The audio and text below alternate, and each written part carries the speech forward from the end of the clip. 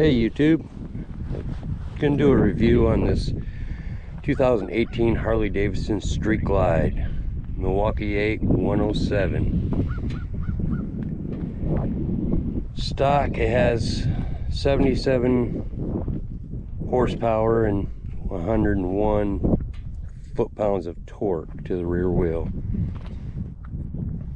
Now this has some aftermarket stuff on it. It doesn't come stock. We'll discuss that. Some of the things aftermarket you can probably pick up on right away.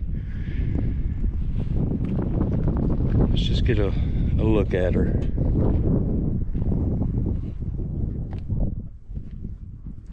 She is a beautiful bike done in the vivid black and chrome. I actually like that. Some people like their bikes blacked out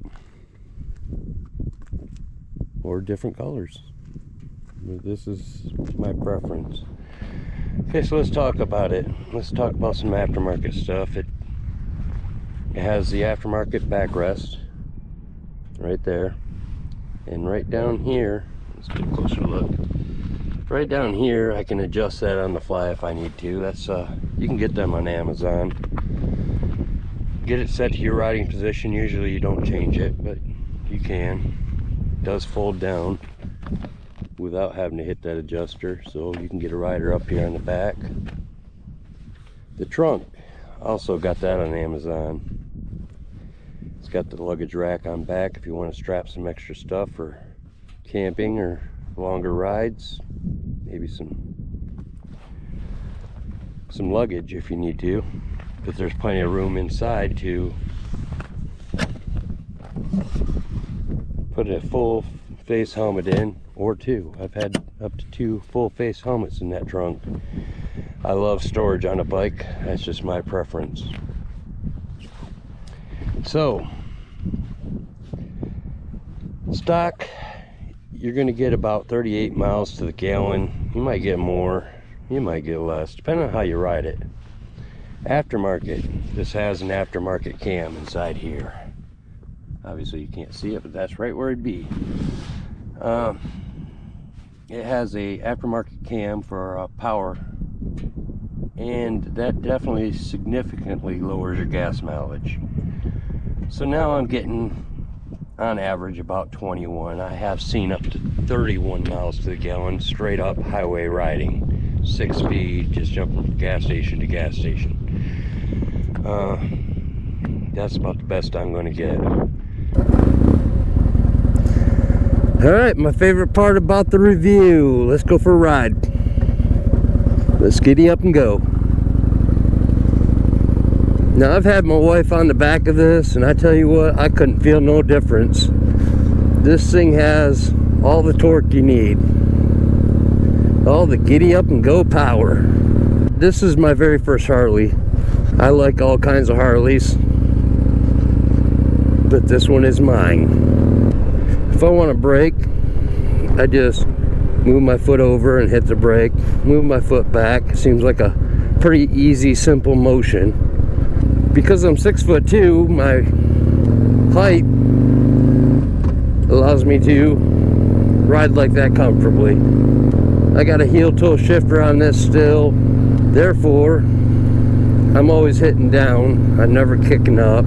I could do that if I need to.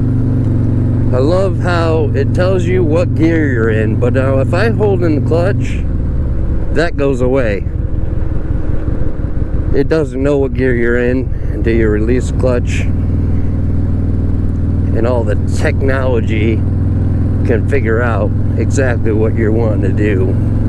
We're gonna get her out on the highway up here and kind of open her up, get her up in 6th gear so you guys can kind of get a feel for how well she rides. I don't think I'm ever going to get rid of this bike. I think this bike is going to go with me to my grave. That's how much I like this bike. 850 pounds, probably more than that with all the aftermarket stuff, but around 850 pounds, how much it weighs, you don't feel it.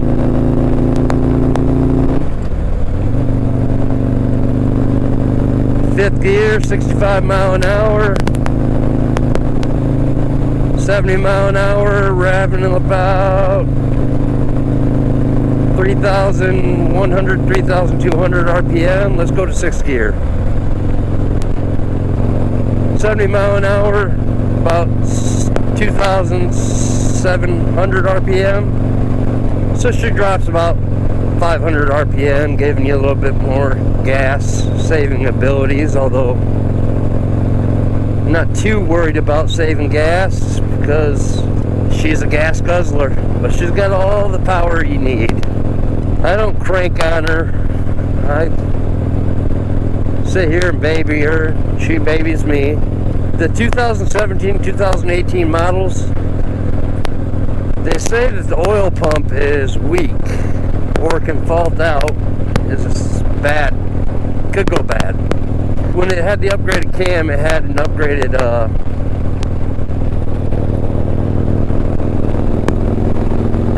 oil pump, which I really like. All this upgraded stuff I didn't have to do. I got to go more on the how I want my bike to be upgraded look.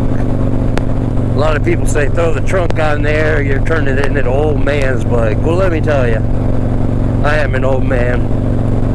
I just enjoy cruising. That's my style. She's got cruise control. I tell you what, that is a lifesaver. It is a blessing in disguise. If you got to travel any distance, that cruise control right here, it makes it. It's got self-canceling turning signals. That's nice, but it don't always work. If you don't get a good lean, they don't cancel.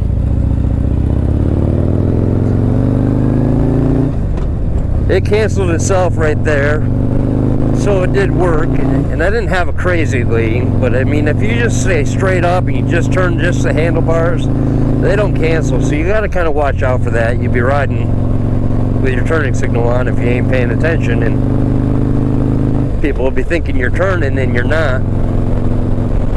So let's get up here to this next road. I'm gonna hang another left, start heading back towards town.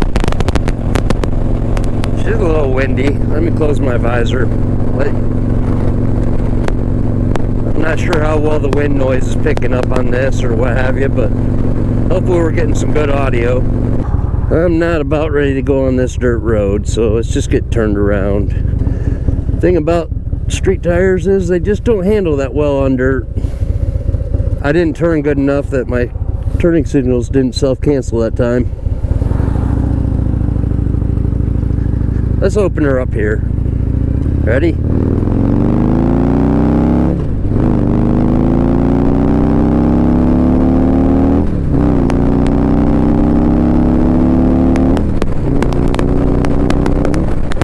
Third gear at 65 mile an hour. She definitely had some pull. These transmissions are pretty forgiving too. You can kind of go down in a gear and get some passing power, or rack up a gear a little bit more. Oh, another thing I want to mention. This thing right here has a vent right here. It allows the air to kind of come up. You can close that vent. But I notice that when I do, I get a lot more helmet wind buffering. So I just leave that open, and the whole concept behind that is wind's coming up and over the vent. This wind's coming up and it's pushing that wind up a little bit more. And it stops that airflow, so it just kind of comes right up and over your helmet. I stand about 6'2", and I can almost feel this little bubble I'm in, where it's kind of that calmness.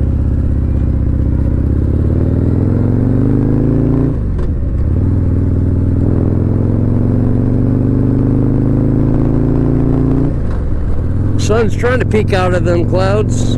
It's not quite making it fully, but just enough. This is a nice little back road. Not a whole lot of cars travel it. Alright, YouTube, I'm going to end the video here. I hope this helped you out a little bit. If you're looking at purchasing a street glide or not, or you just watching reviews, you know a buddy that has one, what have you. Like, share, and subscribe if you would. It's all free. It really helps me out. I'm not sponsored by no one. Sit here and do a review on this motorcycle. I just thought I'd share with you the things I like about it, or the things about the motorcycle that I know about it. If you're in the market for a street glide, I would definitely strongly suggest you get one. If you can afford one, go ahead and buy one. If you can find one used on the market for a good price, yes, buy one. If you like what you're seeing, you want to see some more of this content, just let me know in the comment section below.